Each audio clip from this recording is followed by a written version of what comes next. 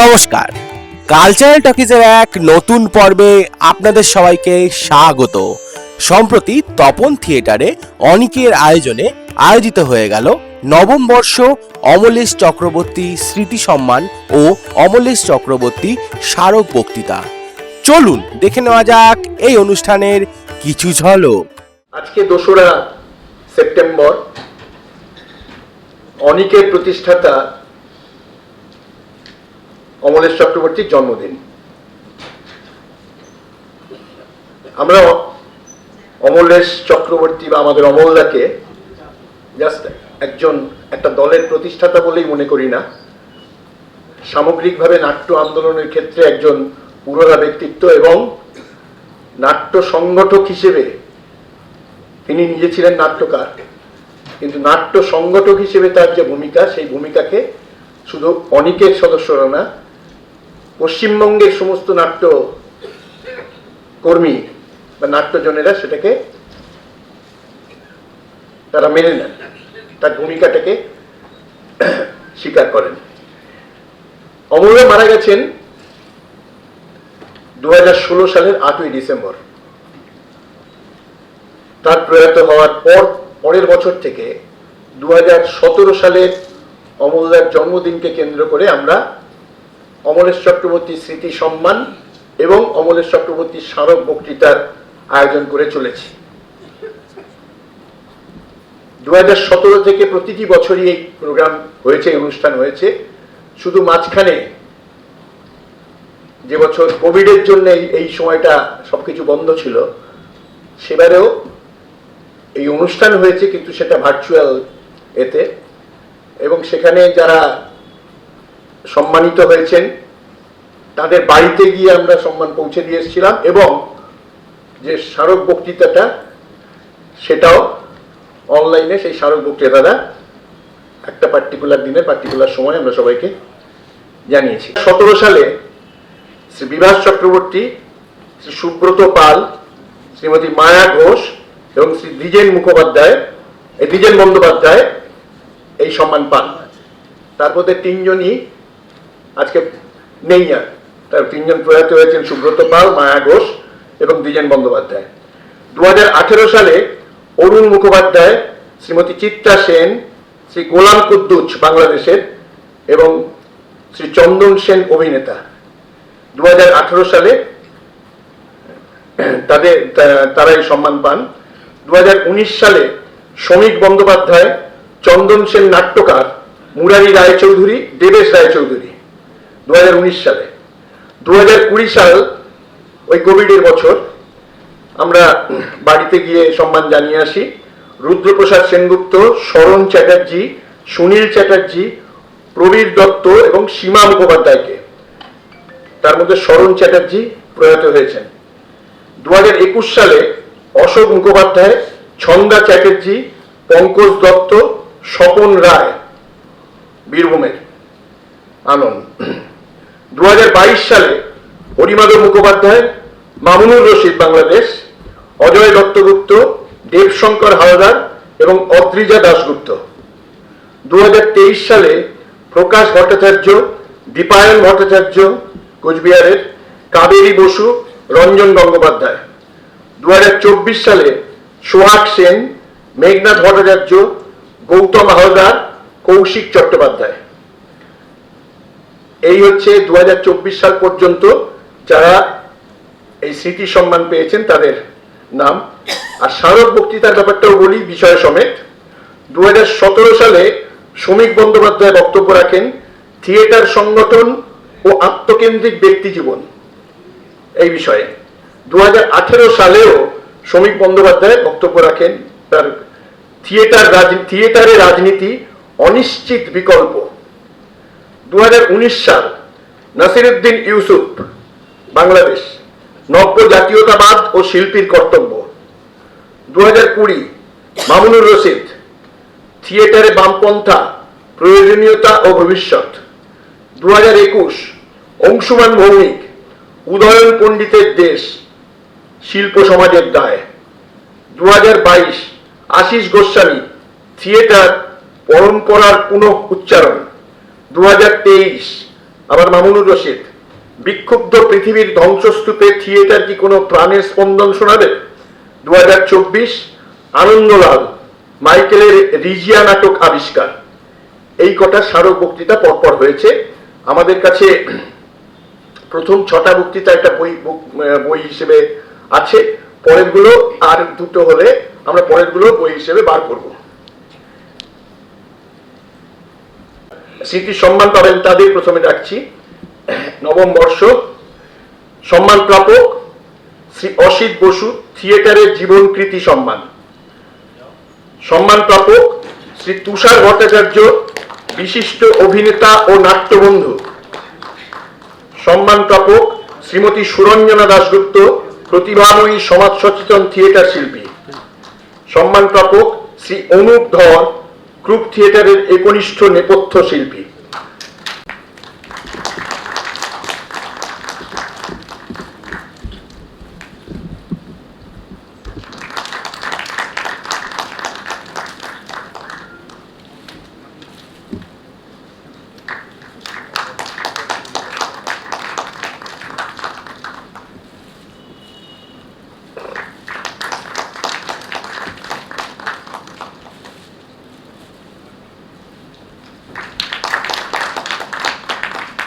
শ্রী অমলেশ চক্রবর্তীর ৭৯তম জন্মবার্ষিকী আজ। তাকে মনে রাখার অঙ্গীকার নিয়ে 2017 থেকে আমাদের এই অনুষ্ঠান শুরু হয়েছে। অমলেশ চক্রবর্তী স্মৃতি সম্মান এবং অমলেশ চক্রবর্তী স্মারক বক্তৃতা।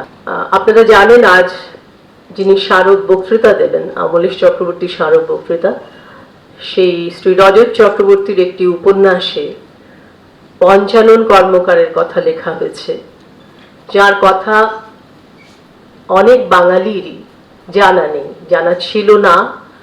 সম্প্রতি তারা জেনেছে, কারণ সেই যে উপন্যাস, তাকে ভিত্তি করে দেবাশিসের নির্দেশনায় অনেক একটি নাটক মঞ্চস্থ করেছে। আক্ষরিক বাংলা হরফের প্রথম যিনি মুদ্রিত আকারে হরফ তৈরি করেছিলেন সেই পঞ্চানন কর্মকারকে নিয়ে।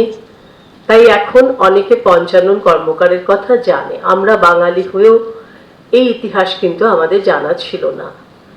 তো আমাদেরও মনে হয়েছে যে আগামী দিনে অমলেশ চক্রবর্তী ঠিক থিয়েটারের জন্য কি কি করে গেছেন, সেটা কত মানুষ মনে রাখবে বা রাখার চেষ্টা কিভাবে হবে। হয়তো কিছু বই আকারে প্রকাশ পেয়েছে, কিছু নাটক, কিন্তু তার বাইরেও অনেক কাজ রয়ে গেছে। হ্যাঁ, এটা ঘটনা যে নিকোলাই পোগোদিনের ক্রেমলিন চাইমস প্রথম বাংলায় অনুবাদ করেন অমলেশ চক্রবর্তী, যেটা ক্রেমলিনের ঘড়ি হিসেবে একটি বিখ্যাত নাটক। সারা পশ্চিমবঙ্গের প্রায় প্রতিটি জেলায় 90-এ অভিনীত হয়েছে। আবার মিখাইল শাত্রভের blue horses on red grass, লাল ঘাসে নীল ঘোড়া, সেটিও বাংলায় প্রথম অনুবাদ করেন অমলেশ চক্রবর্তী এবং অনেক সেটির প্রযোজনা করে। সেটিও পশ্চিমবঙ্গের প্রায় প্রতিটি রাজ্যে এবং বাংলাদেশেও অভিনীত হয়েছে এবং অনেক প্রশংসা পেয়েছে। আপনারা শুনেছেন আমাদের আন্তঃবিদ্যালয় প্রতিযোগিতার কথা। এবছর প্রায় 100টির মতো বিদ্যালয় অংশগ্রহণ করেছে। আমাদের 4টি বিভাগে এই প্রতিযোগিতা এবারে মঞ্চস্থ করতে হয়েছে। বেলঘড়িয়াতে হয়েছে, হলদিবাড়িতে হয়েছে, কলকাতায় হয়েছে এবং উত্তরপাড়ায় হয়েছে। তার আগামী নভেম্বরে পুরস্কার বিতরণী অনুষ্ঠান এখানেই হবে। এটিও কিন্তু অমলেশ চক্রবর্তীর পরিকল্পিত অনুষ্ঠান। এবং অমল বলে গেছিলেন যে যদি কখনো আমি অর্থাভাবে গঙ্গা যমুনা নাট্যোৎসব করতে নাও পারি, এই আন্তঃবিদ্যালয় প্রতিযোগিতা চালু রাখবো। তার কারণ এর মাধ্যমে আগামী দিনের নাট্যকার, পরিচালক, অভিনেতা, নেপথ্য শিল্পী এবং সর্বোপরি থিয়েটারের দর্শক তৈরি হবে। এবং সেটা হয়েছে। শ্রী অসিত বসু অশীতিপর এই অভিনেতা মঞ্চে এখনো ক্লান্তিহীন। উৎপল দত্তের শিষ্য তিনি। পরবর্তীকালে তিনি নিজের নাটকের দল তৈরি করেছেন। থিয়েটার, চলচ্চিত্র, যাত্রায় সমানভাবে তিনি স্বচ্ছন্দে অভিনয় করেন। অনেকের হয়ে যিনি তার হাতে আমাদের এই অমলেশ চক্রবর্তী স্মৃতি সম্মান তুলে দেবেন, তিনি উৎপল দত্তের আর এক শিষ্য, অভিনেতা এবং নির্দেশক শ্রী চন্দন সেন।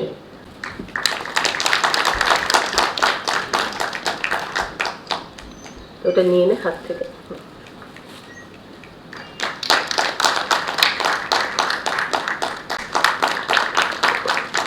টিনের তলোয়ার হাতে রাংতার মুকুট নিয়ে মাথায় পড়ে কলকাতার হ্যামলেট সারা কলকাতা চষে বেড়াচ্ছে, সারা পশ্চিমবাংলা ভারতবর্ষ চষে বেড়াচ্ছে। এমনকি বিদেশেও ওনার বেশ কিছু এমন বন্ধু বান্ধব আছে যারা থিয়েটারের জগতে প্রায় নক্ষত্র। আর আমাদের মানে লাস্ট অফ কি বলবো, মহিকানস বললে অন্যরকম শোনাবে। তো যে মানুষগুলো এখনো দাঁড়িয়ে রয়েছেন এবং শুধু দাঁড়িয়ে থাকেননি, কিছুদিন আগে ওনার এক বন্ধু বিয়োগ হয়েছে, আজিজুল হক। আজিজুল হক যার বন্ধু হন, বুঝতেই পারছেন তার কাজের পরিধিটা শুধু থিয়েটারের মধ্যেই আটকে থাকে না, আরো বিস্তৃত হয়। আমাদের সম্মান স্মারক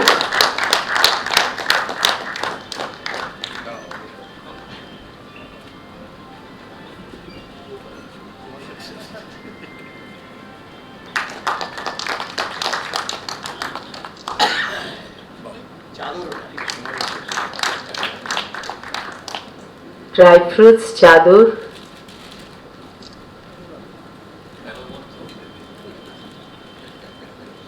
মিষ্টিমুখ,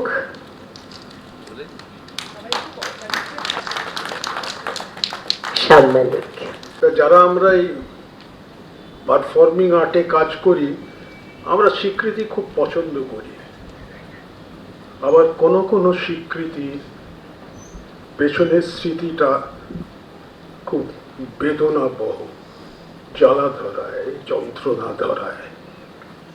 এই বয়সের সাথে সাথে বুঝতে পারি বয়স হলে, বুড়ো হলে নয়, বয়স হলে সঙ্গত কারণে চামড়া ঢিলে ঢালা হয়ে যায়, পেশিগুলো ঢিলে ঢালা হয়ে যায়, সেই সঙ্গে মনের ওই আবেগ টাবেগগুলো একটু ঢিলে ঢালা হয়ে যায়। এই ঢিলে ঢালা অবস্থায় কিছু বলতে গিয়ে যদি চোখে জল আসে, ভাববেন ওটা মজা করে এনেছি, একটার তো। আমার অমলের ছবিটার দিকে তাকিয়ে খুব কষ্ট হচ্ছে। আমার স্মৃতিতে অমলের পুরস্কার নেওয়ার কথা। আমার চেয়ে 3-4 বছরের ছোট, কিন্তু খুব বন্ধু ছিল আমার। আমাদের দুজনের একটা অন্য ধরনের আড্ডা ছিল আমাদের রাজনৈতিক থিয়েটারের সব সংক্রান্ত ব্যাপার ঘিরে। ও যখন ওই আন্তর্বিদ্যালয়ে প্রতিযোগিতা করবে ঠিক করলো, তো আমি বললাম তুমি করবে, এটা সামাল দিতে পারবে, এত ব্যাপক। বললো ওর একটা ছিল, ও হয়ে যাবে, কিছু ভাববে না। আমাদের দুজনে বেশিরভাগ আলোচনা হতো ওই পাইপের নানা রকম টোব্যাকোর অ্যারোমা এবং কোয়ালিটি নিয়ে, কারণ তখন ও পাইপ খেত, আমিও পাইপ খেতাম। অনেক অনেক বেদনার, আনন্দের, এই যে নিজের দরজা খুলে দিয়ে বন্ধুকে সাহায্য করার জায়গাটা বোধহয় চলে গেছে। কিন্তু আমাদের সময়ের যে শিক্ষা, যে সামাজিক সাংস্কৃতিক শিক্ষাটা আমাদের রক্তে ছিল, সেটা বোধহয় এটা করতে পারত। কাজে এই, আর আমার এইটা পেয়ে আনন্দ হচ্ছে আরো বেশি, এটা দুঃখ আনন্দ মিশ্রিত আনন্দ হচ্ছে। এই সম্মাননাগুলো যার হাত দিয়ে তুলে দেওয়া হলো, চন্দন আমার সন্তান প্রতিম, আমার গুরু ভাই, ওর মাও আমার অত্যন্ত কাছের বন্ধু ছিলেন, যাওয়ার আগে ওর ভার আমার হাতে দিয়ে গেছে। এবং ও যে ভয়ঙ্কর প্রতিবন্ধকতাকে জয় করে মাথা উঁচু করে ঘাড় সিধে করে কাজ করছে বাংলা থিয়েটারে, আজ তার অনন্য দুষ্প্রাপ্য। এটা আমার গর্ব, আমার গুরুর বংশজাতার একটা সন্তান এইভাবে উঠে দাঁড়িয়েছে। আমি কাজ করেছি পেটের জন্য আর এখানকার জন্য, এছাড়া আমার কাজের কোনো কারণ নেই। এখনো করি সোজা দাঁড়িয়ে থেকে করি। যতক্ষণ দাঁড়িয়ে আছি এই স্টেজের উপরে আমি থাকবো। ও তো 86 পর্যন্ত বলেছে, 90 পর্যন্ত যাওয়ার সাহস করেনি, ওইখানে ওর দুর্বল। আমি ওকে ভর্ৎসনা করছি সেই জন্য সর্বসম্মুখে। আপনারা সবাই ভালো থাকবেন, আনন্দে থাকবেন। থিয়েটারে এখন কিন্তু বড় দুর্যোগ, এখন বড় দেখনদারির যুগ। এই দেখনদারির ফাঁকে হাউসফুল করে আপনারা সত্যিকারের ভালো থিয়েটারগুলোকে মিস করবেন না, তাদের বাড়তে দেওয়া বন্ধ করবেন না। ভালো থিয়েটারের পাশে দাঁড়ান। একজন থিয়েটার কর্মী হিসেবে আপনাদের কাছে আমার এই একমাত্র আবেদন। বিদগ্ধ একজন সৎ মানুষ হিসেবে তিনি যেমন তার নিজস্ব নাট্যদল চন্দননগর ক্লাসিক তার সদস্যদের কাছে পরিচিত, তেমনি কাছের এবং দূরের মানুষদের কাছেও তিনি এভাবেই পরিচিত। তাই অভিনেতা এবং নাট্যবন্ধু হিসেবে অমলেশ চক্রবর্তী স্মৃতি সম্মান এবছর আমরা তাকে প্রদান করছি। আর আমাদের হয়ে যিনি এই সম্মান তার হাতে তুলে দেবেন তিনি হলেন বোলপুরের নাট্যকার, অভিনেতা, নির্দেশক শ্রী মলয় ঘোষ।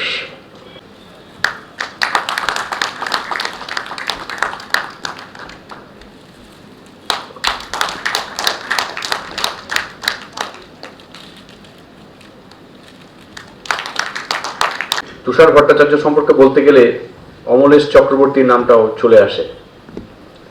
এই কারণে চলে আসে, এখন অনেক সদরে আসছে মফস্বল বলে একটি শীর্ষক অনুষ্ঠান করছে এবং খুব জনপ্রিয় অনুষ্ঠান।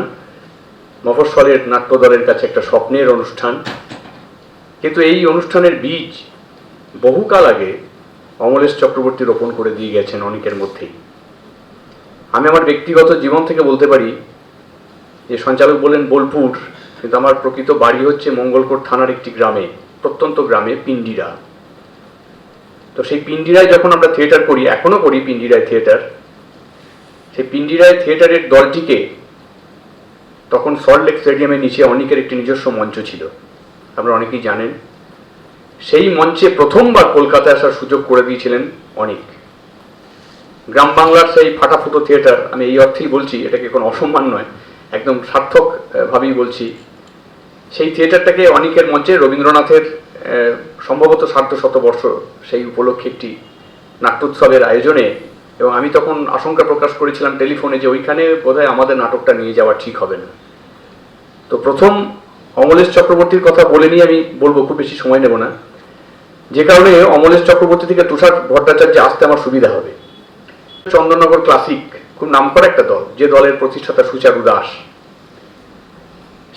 সেই দলের পক্ষ থেকে তারাও কিন্তু শুধু আমাদের মতো দল নয়, আরো অনেক মফস্বলের অখ্যাত দলকে চন্দননগরে নিয়ে এসে নাটক করানোর কাজ করেছেন।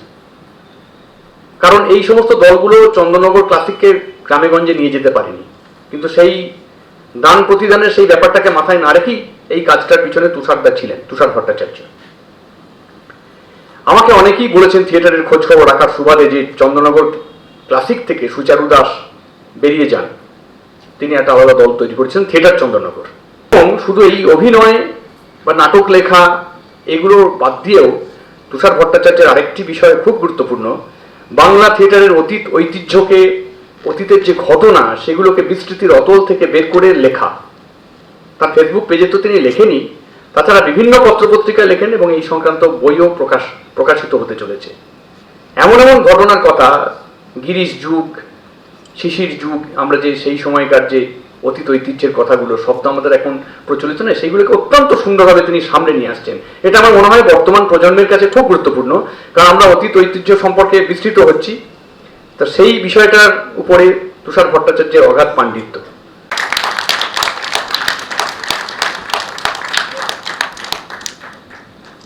চাদর,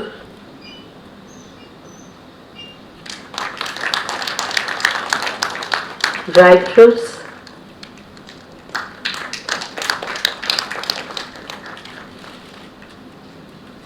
মিষ্টি এবং সামাজিক।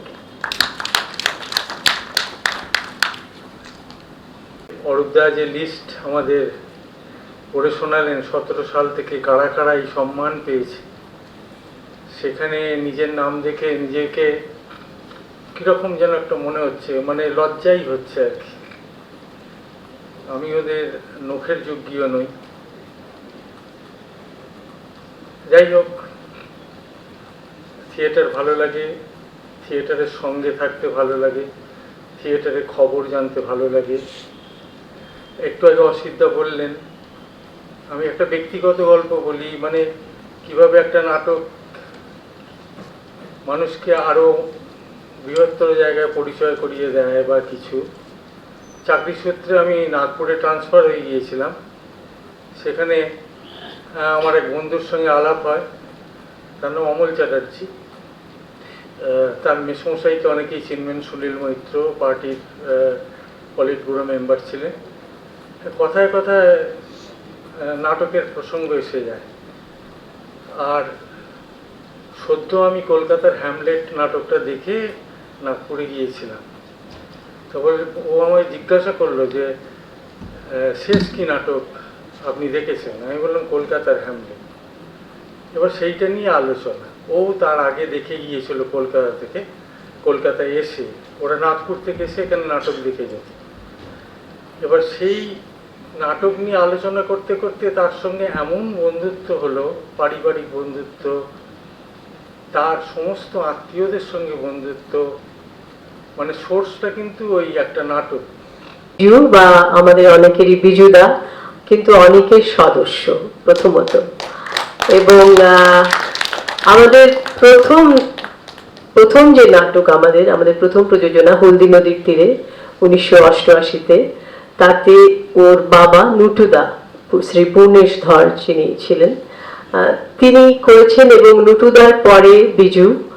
তো আমাদের অনেকের সাথে বিজুর সম্পর্ক প্রায় পারিবারিক পর্যায়ে পড়ে, এবং এত নিষ্ঠার সাথে, এত আন্তরিকতার সাথে বিজু এই থিয়েটারের কাজটা করে, এবং আমাদের সমস্ত প্রযোজনার সাথে যেহেতু বললাম যুক্ত করে। এবং অমলেশ চক্রবর্তীকে তো ও দেখেছে, মানে অমলেশ চক্রবর্তীর স্নেহ ও শাসন দুইয়েরই অভিজ্ঞতা ওর রয়েছে।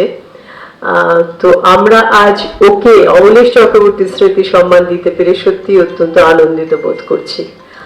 আর আমাদের হয়ে নাট্যকার, নির্দেশক, অভিনেতা অমিতাভ দত্ত তুলে দেবেন এই অমলেশ চক্রবর্তী স্মৃতি সম্মাননা সম্মান অনুধরের হাতে। তার আগে অমিতাভকে আমি মঞ্চে আসতে অনুরোধ করছি।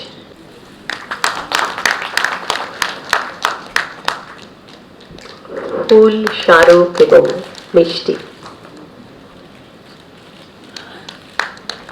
অনেকের কথা আমি প্রথমে বলি যে এই যে অমলদার যে কাজ আপনারা এতদিন ধরে শুনলেন, যে আমাদের ওই সদরে আসছে মফস্বল বা চিলড্রেন্স থিয়েটার বা গঙ্গা যমুনা নাট্যোৎসব, এটা নিয়ে শুধু এই বাংলায় নয়, অমলদা যে বছর চলে যান, আমি একটু ছোট করে বলি, সেই বছরই বাংলাদেশের গঙ্গা যমুনা উৎসবে আমরা গেছিলাম, এবং গিয়ে দেখি, আমি খালি অনুভবের কথা বলছি, অমলদার শিল্প একাডেমির সামনে বিশাল করে অমলদার ছবি, এবং তো প্রেক্ষাগৃহ তো পূর্ণ, সমস্ত মানুষ লাইন দিয়ে গিয়ে ওখানে প্রণাম জানাচ্ছে।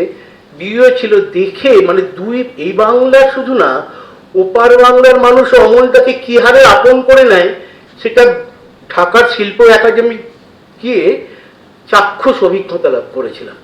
এই কথাটা, এই ব্যক্তিগত অনুভবের কথাটা আমি আপনাদের সঙ্গে একটুখানি শেয়ার করে নিলাম। এখন এই সময় যারা কাজ করেছে, যে নেপথ্য শিল্পী বা ওর ঠিক বাইরে একেবারে তপদিতেই ঠিক বলে, একদম পারিবারিক, মানে সেটা আমরা আরো ভালো বুঝতে পারি যখন দল বাইরে কোনো জায়গায় অভিনয় করতে যায়। একদম দলে, মানে সেট বয়া থেকে সেট তৈরি থেকে সমস্ত কিছুতে বিজু থাকে। স্মারক, চাদর, ড্রাই ফ্রুটস, মিষ্টি এবং সাম্মানিক। অমলেশ দা আমাকে খুবই স্নেহ করতেন, কিন্তু আমি তো বক্তা নই, তাই কোথায় শুরু করতে হবে আর কোথায় শেষ করতে হবে সেটা আমার জানা নেই। যদি কিছু ভুল করি ক্ষমা করবেন। প্রথম যেদিন অনিকে আসি বাবার সঙ্গে, তখন সম্ভবত পটলডাঙ্গা স্ট্রিটে হলদি নদীর তীরে রেকর্ডিংয়ে।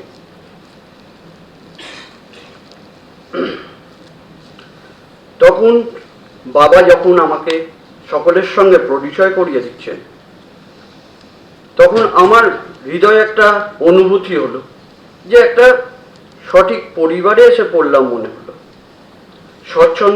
স্বচ্ছন্দে কাজ করে যাব, এই অনুভূতিটা তখন আমি পেলাম। ঠিক তার 1 বছর আগে আমি আমার মাতাকে 7ই নভেম্বর হারিয়েছিলাম।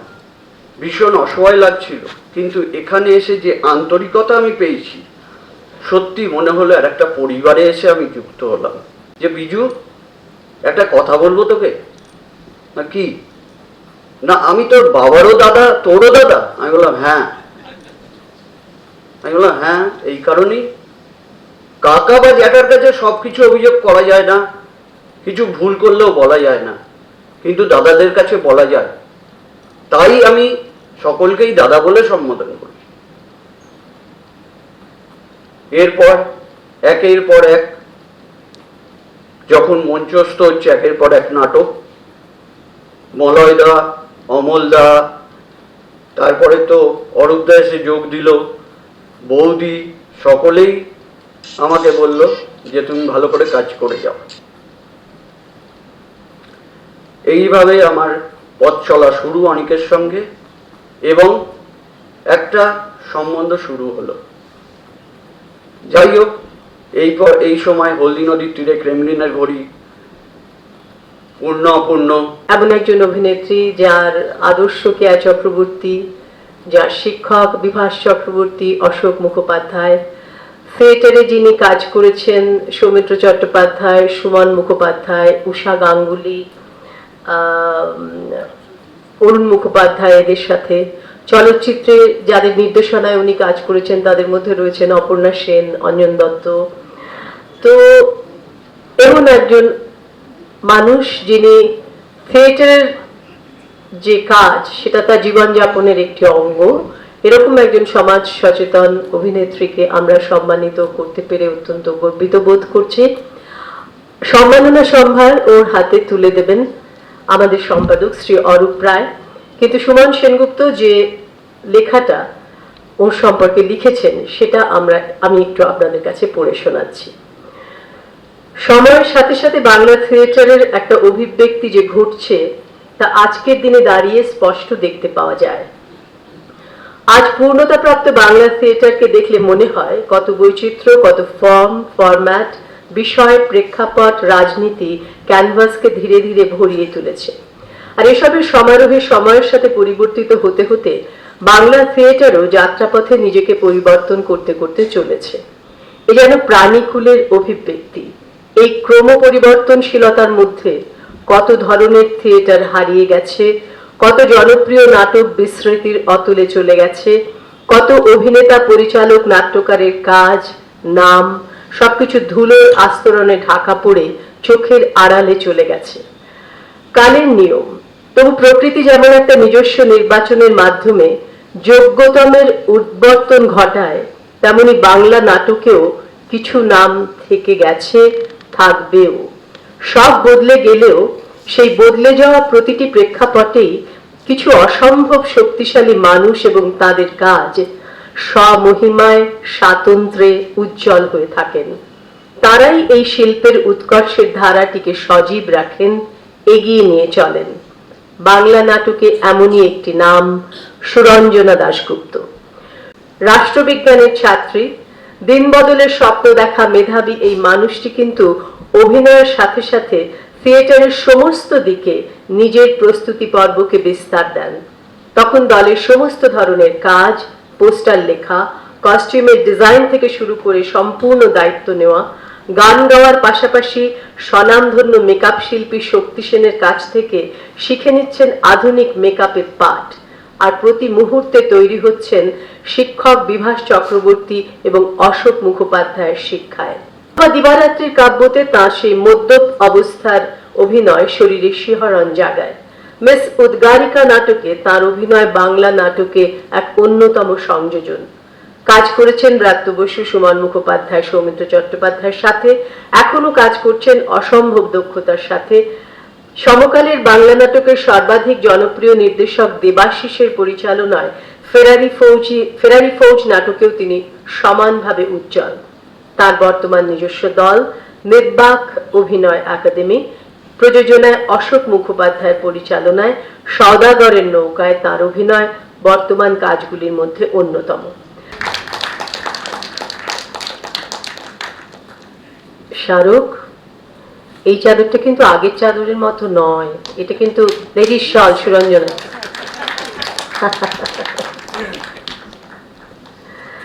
ড্রাই ফ্রুটস, মিষ্টি এবং সামান্য।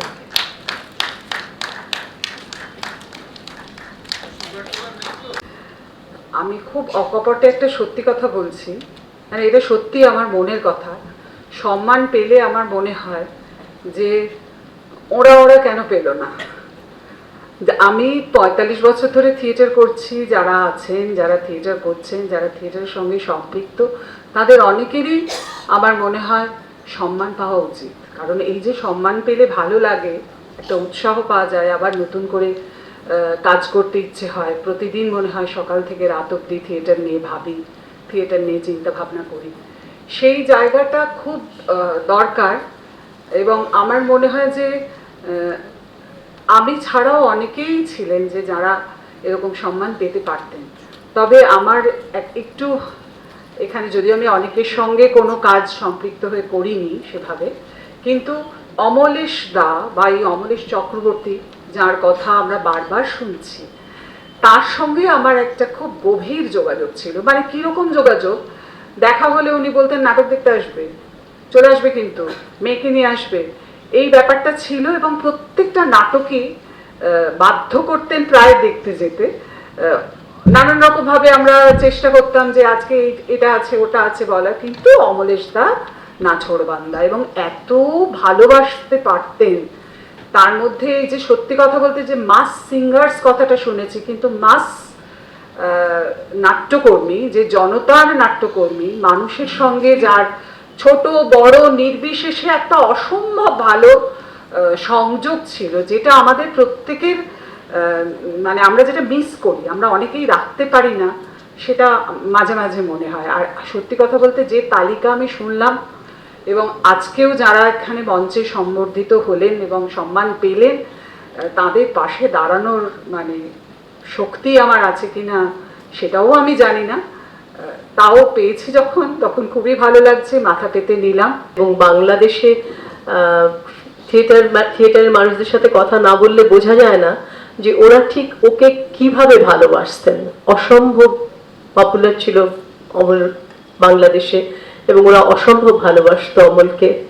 এবং এখানে আমি দেখেছি জেলায় বিভিন্ন জায়গায় যে সমস্ত নাট্যকর্মী, থিয়েটারের মানুষজন, তাদের কাছে অমল অত্যন্ত প্রিয় একজন মানুষ। আসলে আমি মানুষটা বরাবরই অমল থাকাকালীন একটু পেছনের দিকে থাকতাম, আমি কখনো সামনে এগোতাম না, ফলে আমার সাথে অত মানুষের পরিচয়ও হতো না, অত কথাও হতো না। এই যে সুরঞ্জনা বলল যে অমলের সাথে ওর আলাপ ছিল, এমন অনেক মানুষই আমাকে পরে বলেছেন যে অমলদার সাথে কিন্তু আমার আলাপ ছিল, অমলদার সাথে কিন্তু আমার খুব ভালো পরিচয় ছিল। সেসব কথা আমি হয়তো অমলের কাছে ঘরে বসে শুনেছি বা অন্য কোথাও শুনেছি, কিন্তু আমি এগিয়ে গিয়ে কথা বলতাম না বলে আমার তাদের সাথে পরিচয় হওয়ার তখন সুযোগ হয়নি। ধুলোয় ধুলোয় হারিয়ে যাওয়া উজ্জ্বল বাঙালিদের খুঁজে বের করা তার আগ্রহের বিষয়। দৈনিক পত্রিকা থেকে শুরু করে বিভিন্ন প্রতিষ্ঠিত কাগজে এই বিষয়ে বিভিন্ন লেখালেখি ছড়িয়ে রয়েছে। দীর্ঘ ২০ বছর ধরে তিনি খুঁজে চলেছেন বিস্মৃত বাঙালির লুপ্ত সংস্কৃতি ও অস্মিতা। আপনাদের আগেই বলেছি যে পঞ্চাননের হরফ ওর যে উপন্যাস সেটিকে অবলম্বন করেই অনেকের সাম্প্রতিকতম নাটক আক্ষরিক, সেখানেও ওই বিস্তৃত হারিয়ে যাওয়া মানুষ পঞ্চানন কর্মকারের কথা উনি তুলে এনেছেন। শান্তিনিকেতনের গৌর প্রাঙ্গণের গৌর মানুষটিকে খুঁজে তাকে নিয়ে লেখা গবেষণামূলক উপন্যাস গৌর প্রাঙ্গণের গোড়া বিশ্বভারতীর স্বীকৃতি যেমন উল্লেখযোগ্য, তেমনি হারিয়ে যাওয়া বাংলার সাংস্কৃতিক ইতিহাসের সন্ধানে তার সাম্প্রতিকতম আখ্যানমূলক বই ধুলো মাটি বাংলা বিদ্বজ্জনের আগ্রহের বিষয়। আশকথা পাশকথা, পান্থজন কথা ইত্যাদি বইগুলি সেই অনুসন্ধানের সাক্ষ্য বহন করে। বাংলা মুদ্রণের প্রথম হরফ শিল্পী পঞ্চানন কর্মকারকে নিয়ে রজত চক্রবর্তীর লেখা ইতিহাসাশ্রয়ী উপন্যাস পঞ্চাননের হরফ, যে উপন্যাস অবলম্বনে অনেক প্রযোজিত দেবাশিসের পরিচালনায় নাটক আক্ষরিক সাফল্যের সাথে মঞ্চস্থ হয়ে চলেছে। অমলেশ চক্রবর্তী স্মৃতি সম্মান সম্ভার তুলে দেবেন শ্রী রজত চক্রবর্তীর হাতে।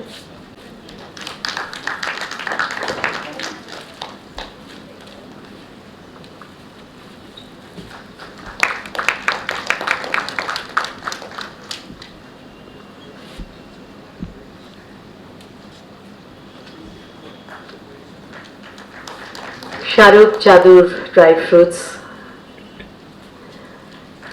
মিষ্টি এবং সামানিক। আসলে আমি ওই কোণে যেখানে মঞ্চের আলো ছটাটা পৌঁছয় না, সেইখানে বসে থাকা যে মানুষজন, কালো কালো মানুষজন, কালো কালো মাথা দেখা যায় মঞ্চ থেকে, যারা বিস্ময়ে প্রিয়নাথকে দেখেছিল একদিন তরুণ বয়সে, আমাদের সামনে বসে আছেন, তাকে এত কাছ থেকে দেখব, ইউনিভার্সিটি ইনস্টিটিউট হলে আমার এখনো মনে আছে। ওই পেছন থেকে একাডেমিতে যখন নাটক হয় তখন পেছন থেকে যারা এসে সামনের গেট দিয়ে বেরোয় তাদের কথা আপনারা বুঝতে পারেন না, তারা কি মুগ্ধতা নিয়ে তাকিয়ে থাকেন মাধব মালঞ্চী কন্যা সেই কন্যাকে। এত কাছ থেকে দেখছি এদের। আমি আসলে সেই মানুষগুলোর একজন যারা না থাকলে থিয়েটারটা হবে না। একাডেমির ওপরে 1 টাকা, পেছনে ST রয়ে 2 টাকা, রবীন্দ্র সদনের সামনে সারা রাত বসে থাকা সৌম্যমিত্র নাটক দেখব বলে, সেই মানুষগুলোর একজন। তা আজকে আমাকে ডাকার জন্য আমি কৃতজ্ঞ অনেককে, যে সেই কালো কালো মানুষগুলোর একজন প্রতিনিধি, যারা সিরাজদৌল্লা, গিরিশ ঘোষের থেকে শুরু করে আজকে আক্ষরিক দেখছে, তাদের একজন হিসেবে নিজের লোকাস্ট্যান্ডিটা ঠিক করলাম। কারণ আমরাই অর্থ, সময়, পরিশ্রম মফস্বল শহর থেকে ছুটে ছুটে এসে নাটকটা দেখতে আসি, মুগ্ধ হই, কিছু পাই, কিছু পাই না, কখনো বিরক্ত হই, কখনো হাততালি দিয়ে উঠি, কখনো কোনো চরিত্র, যেমন প্রিয়নাথের কথা বললাম, রাতের ঘুম কেড়ে নেয়, কখনো কখনো কোনো নাটকের দৃশ্য আজও আমার কাছে রয়েছে। সেই দর্শকদের একজন। কেন করতে গেছিলাম হঠাৎ করে এই কাজগুলো, তার একটা প্রেক্ষাপট আছে।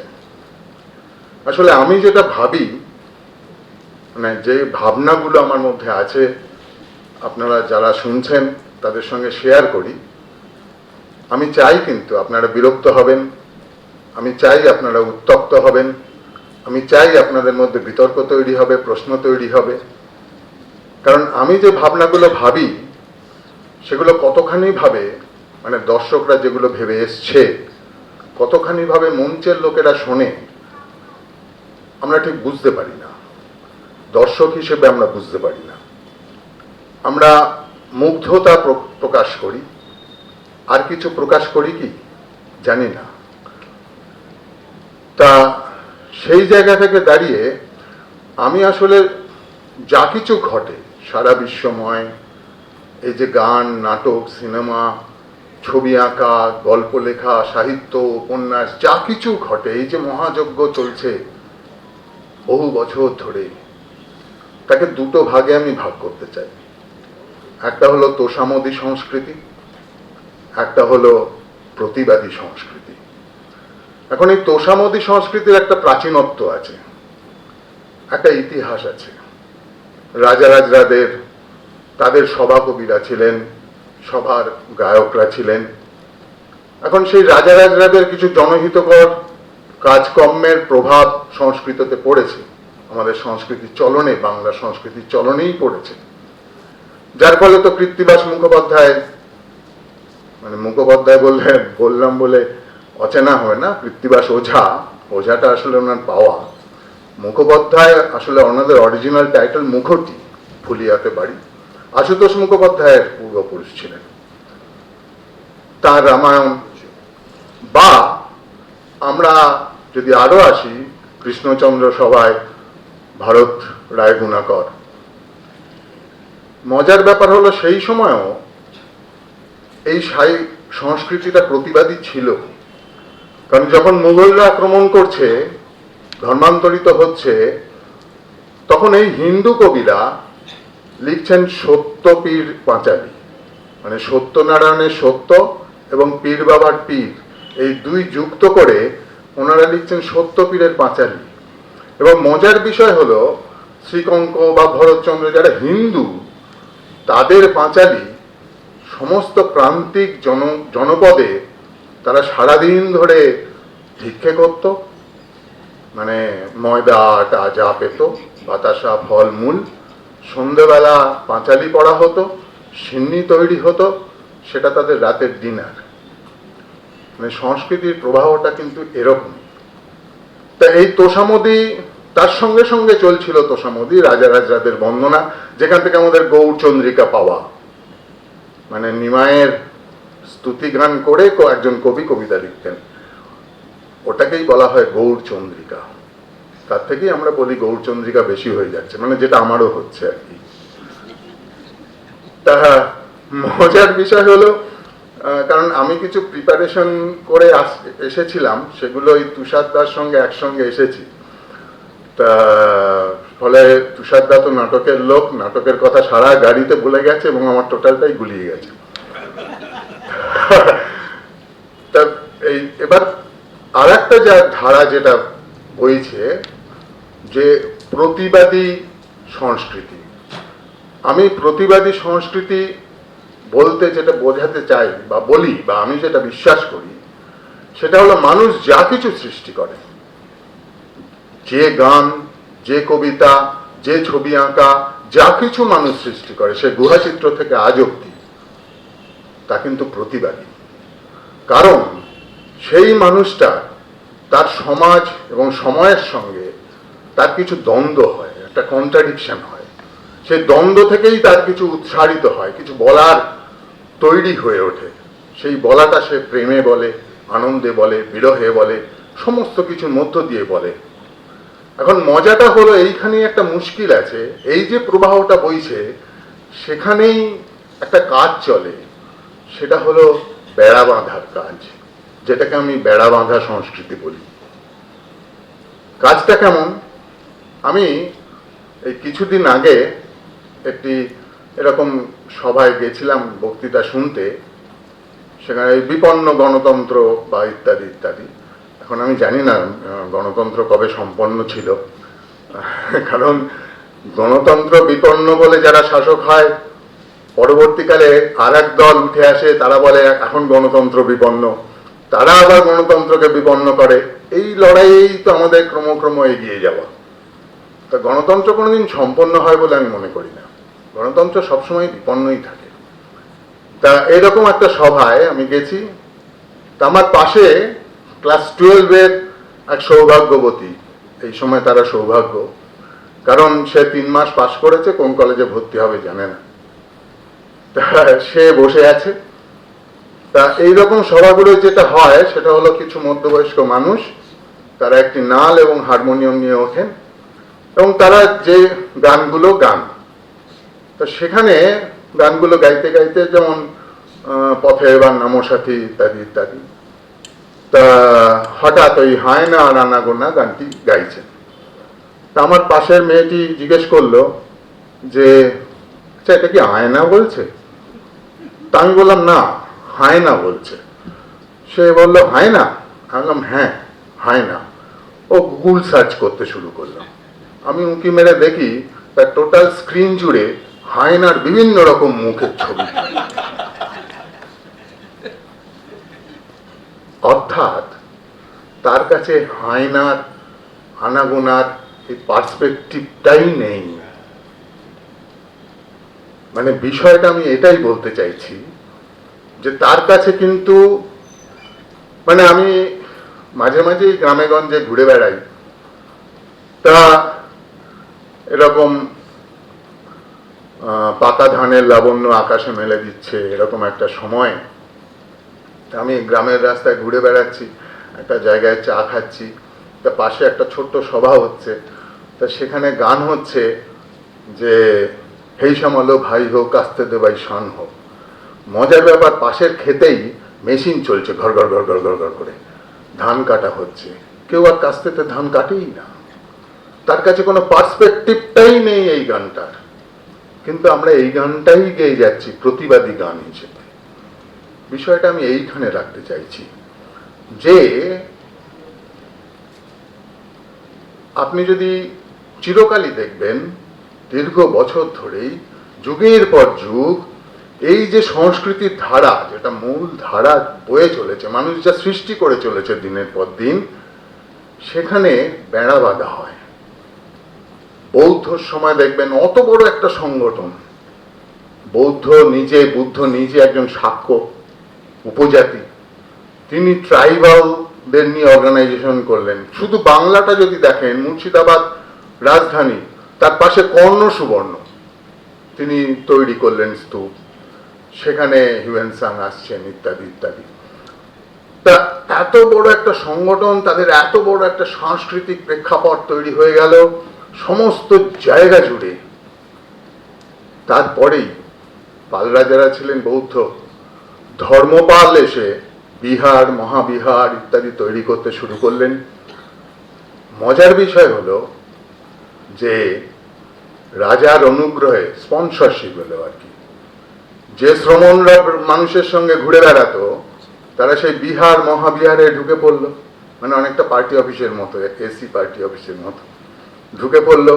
তারা তন্ত্র সাধনায় যুক্ত হলো, বড় বড় বইপত্র লেখা হলো, কিন্তু মানুষের সঙ্গে সংযোগটা হারিয়ে গেল, সংস্কৃতিটাও বেড়া বেড়া হয়ে গেল। ফলে সেই সংস্কৃতিটা শূন্য হতে শুরু করলো। আর বেড়া বাঁধা যখন হয় যে কোনো, তার গাছপালাগুলো তো ছেটে দেওয়া হয়, বাড়তে দেওয়া হয় না, ঠিক বেড়ার মধ্যেই রাখা হয়, ফলে তার বিকাশ ঘটলো না। একটা সময় কিন্তু সংস্কৃতিটা যদি শূন্য হয়ে যায় তাহলে কিন্তু দর্শনটাও শূন্য হয়ে যায়, বৌদ্ধ ধর্ম শেষ হয়ে গেল।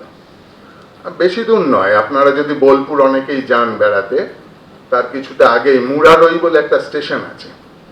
মুরারই স্টেশন থেকে আগে ভ্যানও চলতো, এখন টোটো চলে। তা কিছুটা গিয়েই পাইকর বলে একটা গ্রাম আছে। পাইকর মানে প্রাচীন কোট ছিল, প্রাচীন দুর্গ ছিল। আমাদের পাল বংশের শেষ রাজা ওইখানে ছিল। ওইখানে কর্ণদেব কলচর মানে শৈব, তারা আক্রমণ করলো, পাল বংশ শেষ হয়ে গেল। মানে আক্রমণটা হলো শৈবর সংস্কৃতির আক্রমণ, কারণ শৈবরা প্রথম শুরু করেছিল বিধবা বিবাহ হবে এসব বলতে শুরু করেছিল। তারা যে প্রবল সাংস্কৃতিক আক্রমণটা নিয়ে এলো, বৌদ্ধ ধর্ম শেষ হয়ে গেল। এক একটা যুগে যদি দেখেন এরকম ভাবেই বেড়া বাঁধার ফলে আপনার সংস্কৃতিটা হারিয়ে যাচ্ছে, কারণ তার পার্সপেক্টিভটা আস্তে আস্তে ছিন্ন হয়ে যাচ্ছে। তখন যেটা হয়, একটা পাল্টা সংস্কৃতি যখন এসে যায়, সেটাকে আমি সংস্কৃতি বলি না, কারণ সংস্কৃতি যখন শূন্য হয় তখন সেটা সেই সমাজ দুষ্কৃতির আঁতুর ঘর হয়। আজকে দেখতে পাচ্ছেন চারিপাশে যা ঘটছে, এটাই বাস্তব সত্য। আর এই বেড়া বাঁধার কাজটা কিন্তু আমরা জ্ঞাতসারে বা অজ্ঞাতসারে করতে থাকি। আপনার যদি দেখেন, একই সময় যখন বৌদ্ধ ধর্ম তৈরি হচ্ছে, তখন জৈন ধর্ম আমাদের পশ্চিমবাংলায় তৈরি হচ্ছে। আমি আসলে প্রথমে বেড়া বাঁধাটা বলছি, তারপরে পঞ্চাননে যাব। বৌদ্ধ ধর্ম, জৈন ধর্ম তৈরি হচ্ছে, কবি ট্রাইবাল সংগঠন করলেন প্রান্তিক লোকেদের নিয়ে, বিরাট সংগঠন তৈরি হলো। কোথায় কোথায় সংগঠন হচ্ছে, আপনারা যদি কোনোদিন পুরুলিয়ার তেলকুপিতে যান, দেখতে পাবেন এখন দামোদরে ডুবে গেছে, মাথাটা ভেসে আছে তেলকুপির মন্দির। পুরুলিয়ার ট্রাইবাল রাজারা স্পন্সরশিপ শুরু করলেন। সুন্দরবনে যদি যান, সুন্দরবনে ট্রাইবাল রাজারা স্পন্সরশিপ শুরু করলেন। মারোয়ার থেকে লোকেরা এলো, যাদের আমরা মারোয়ারি বলি, রাজস্থানের, তারা ব্যবসা করতে এলো। তারা দেখলো আমাদের কোনো একটা পার্টি দরকার, জৈনদের স্পন্সরশিপ শুরু করলেন। স্পন্সরশিপ যত আসতে থাকলো, জৈন ধর্মের সংস্কৃতিটা তাদের দ্বারা নিয়ন্ত্রিত হলো। মানে মজাটা হলো, আপনি ছবিটা যদি দেখেন পরিষ্কার করে, একই রকম ছবি দেখতে পাবেন। জৈন ধর্মটা শেষ হয়ে গেল, তাদের সংস্কৃতিটাই শেষ হয়ে গেল। স্পন্সরশিপ যখন এলো, আপনার বৈষ্ণব ধর্ম আজকে দেখুন।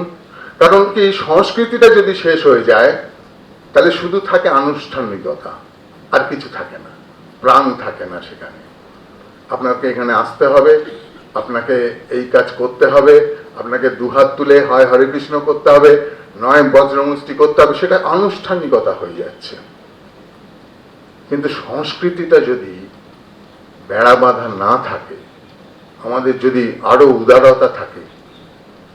1919 সালে জালিয়ানওয়ালাবাগ, রবীন্দ্রনাথ তো জোর কদমে তীব্র ভাষায় প্রতিবাদ করছেন, নাইটবাদী, আমাদের কাছে খুব প্রশংসা।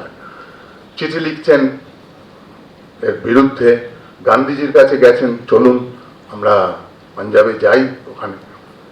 তো উনি তো রাজনীতিবিদ, উনি তো মানবিক, এর থেকেও বড় কথা হলো রাজনীতিক।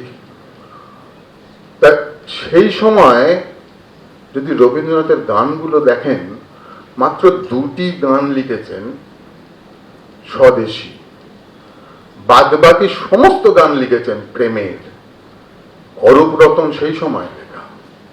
ভাবুন রাজা সুদর্শনা যে বিষয়টা, অর্থাৎ মৃত্যুর মুখে দাঁড়িয়ে সারা পৃথিবীতে, মৃত্যুর সামনে দাঁড়িয়ে প্রেমের জয়গানই কিন্তু বিশ্ব সাহিত্যে অমল হয়ে আছে, ত্যায্য না।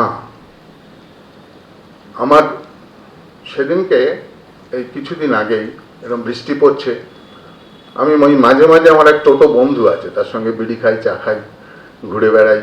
তো তাকে নিয়ে আমি ওই গ্রামের দিকে, আমাদের কিছুটা দূরে গেলেই গ্রাম ট্রাম পাওয়া যায়, তা ওদিকে ঘুরতে গেছি। তো তুমুল বৃষ্টি পড়ছে, কোথাও ঠিক দাঁড়াবার জায়গা পাচ্ছি না, ধুধু রাস্তা, শূন্য, ভালোই লাগছে। তো বললো, কাকা গান চালাবো? বললাম হ্যাঁ চালা। তো গান চালালো, সব শ্যামল মিত্র, মান্না দে, সন্ধ্যা, স্বর্ণযুগের গানগুলো চালাচ্ছে, এবং আপন মনে বেশ এনজয় করতে করতে চালাচ্ছে। আমারও বেশ ভালো লাগছে। আমি তখন ভাবছিলাম, আচ্ছা এই যে শ্রমিক, এ তো কোনো প্রতিবাদী গান গায়ে বাজাচ্ছে না। একজন শ্রমিক সারাদিন ক্লান্তির পর, তো আমি দেখেছি তাদের বাড়িতে গিয়ে থেকে মোহাম্মদ রফি চালিয়ে ঘুমিয়ে পড়ছে, তালাত মাহমুদ তার টালির ভাঁক দিয়ে ঘুম আনছে তার শরীরে, জ্যোৎস্না আসছে সেই সব গানে, নিরাময় পাচ্ছে। তারা পরের দিনের লড়াইয়ে শক্তি সঞ্চয় করছে। তাহলে সেটা কি গণসঙ্গীত নয়? মানুষ যা বয়ে নিয়ে চলেছে, তো সেটাও তো সঙ্গীত। তা মানুষকে একটা আলাদা ভাবে বোধ তৈরি করছে। তো মজাটা হলো এটাই যে 1945 সালে, সবাই জানেন ঘটনাটা, সাউথ ক্যারোলিনাতে চার্লস্টন সিগার ফ্যাক্টরিতে শ্রমিকরা স্ট্রাইক করেছিল 1945।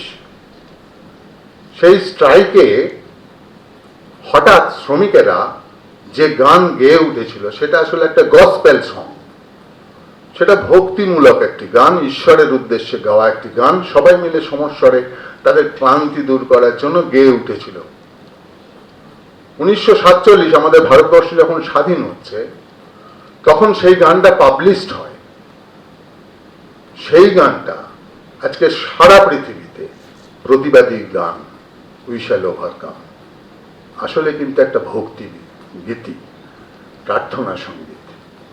আমি বলতে চাইছি এটাই, যে এই বেড়া বাঁধা সংস্কৃতিটা একটু বোঝানোর চেষ্টা করলাম আমি কিভাবে দেখতে চাইছি। এখন পঞ্চানন কর্মকার, আমি প্রায় 20 বছর আগেই কেমন একটা আমার নিজের মনে হয়েছিল যে কেন আমি এদের নিয়ে পড়লাম। আমি আজকে আপনাদের মানে নিজেদের লোক বলে বলার স্কোপ পেয়েছি বলে একটু বলে নিই নিজের কথা। আমি দেখতে থাকলাম যে ধরুন থিয়েটার তো হচ্ছে, আমরাও থিয়েটার দেখে আসছি, কিন্তু নবজাগরণের সঙ্গে সঙ্গে থিয়েটারটা এলো। গোলকনাথ দাস অনুবাদ করেছিল, সবাই জানেন, লেবেদবের নাটক, মানে তার জন্মলগ্ন থেকেই কিন্তু অনুবাদ থেকে এলো। আমাদের যে থিয়েটারটা ছিল, আমাদের যে লোকনাট্যটা ছিল, আমাদের যে সংস্কৃতিটা ছিল, তাকে পুরো ঝেঁটিয়ে সরিয়ে দিয়ে ধুতির ওপরে কোট পরে বাবুরা একটা নতুন সংস্কৃতি আনলেন, তাকে আমরা বললাম নবজাগরণ। নবজাগরণে সারা বাংলার সংস্কৃতিতে কোনো ছাপ ফেলেনি, শুধুমাত্র কলকাতার এলিটিস্টদের মধ্যে ছাড়া। আমি একটা জোর গলাতেই বলতে চাই। ফলে যেটা ঘটলো তা হলো আমাদের যে মূল সংস্কৃতির ধারাটা, মানে আমি গ্রামেগঞ্জে ঘুরে ঘুরে দেখেছি, ধারাটার সঙ্গে আমাদের যোগসূত্র গেল কমে। আমরা একটা নতুন ধারা তৈরি করলাম, যে নাটক, যে থিয়েটার, যে ধারা, সেটা একটা অনেকটা এলিটিস্ট। আপ্রাণ খেপে গেলেন মদ্যপ এক কবি, এসব ভাঁড়ামন নাটক দেখে শর্মিষ্ঠা লিখলেন। তারপরে বারবার চেষ্টা হলো, এই টানা হ্যাঁচড়াটা আমাদের থিয়েটারের মহলে রয়েছে, আমরা দেখেছি, দর্শক হিসেবে আমরা বসে বসে দেখেছি যে বারবার চেষ্টা হচ্ছে এটাকে নিয়ে যাওয়া, মানুষের কাছে নিয়ে যাওয়া, মানুষের থিয়েটার করার, কিন্তু বারবার সেই এলিটিস্ট জায়গায় ফিরে যাচ্ছে। বাবুর থিয়েটার বাবুর বাগানে ফিরে যাচ্ছে, বাবুদের থিয়েটার ছিল বাবুর বাগানে চলে যাচ্ছে। মানে তারপরেই এলেন উৎপল দত্ত, আমার সামনে বসে আছেন অসিত বাবু, একটা বিস্ফার নিয়ে এলেন যে কিভাবে করা যায়। চেষ্টা করেছেন শিশির ভাদুরী ন্যাশনাল থিয়েটার তৈরি করে, গিরিশবাবু চেষ্টা করেছেন বাংলার থিয়েটার, কিন্তু আমাদের একটা টেন্ডেন্সি হলো, আমরা বলি যেটা, সেটা হলো বাংলা থিয়েটার বলি। আমরা কখনো বাংলার থিয়েটার বলি না, আমরা বলি বাংলা থিয়েটার। মানে এখানেই কেমন একটা কলোনিয়াল ভাব থেকে গেছে, অর্থাৎ থিয়েটার একটা, আর এটা বাংলা থিয়েটার।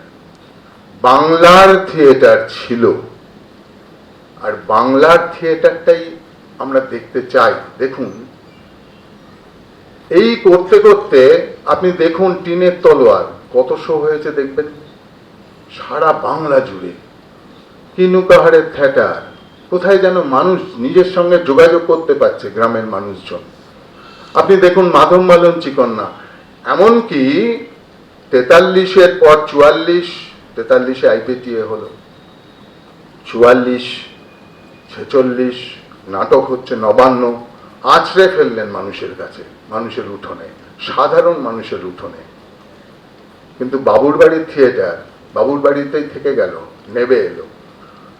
এই যে একটা ধারা আমরা দেখতে পেলাম হঠাৎ করে, যেটার মধ্য দিয়ে সমস্ত নাটকে, মানে আমরা নো পাসারানকে আগে জানলাম, আমরা মানে কিউবার বিপ্লব সমস্ত কিছু স্টেজে দেখতে শুরু করলাম, লাল আলো, ফ্রিজ, এবং মফস্বলে যে নাটকগুলো ঘটতে শুরু করলো, সে এক ভয়াবহ। মানে দম বন্ধ করা অবস্থা, কারণ সেখানে বিপ্লব থাকতেই হবে এবং সেই ইসফ স্পেবুলের মতো একটা নাটকের শেষে একটা মরাল মেসেজ না থাকলে নাটকটা ঠিক হচ্ছে না, এরকম একটা ভাব থাকতে হবে।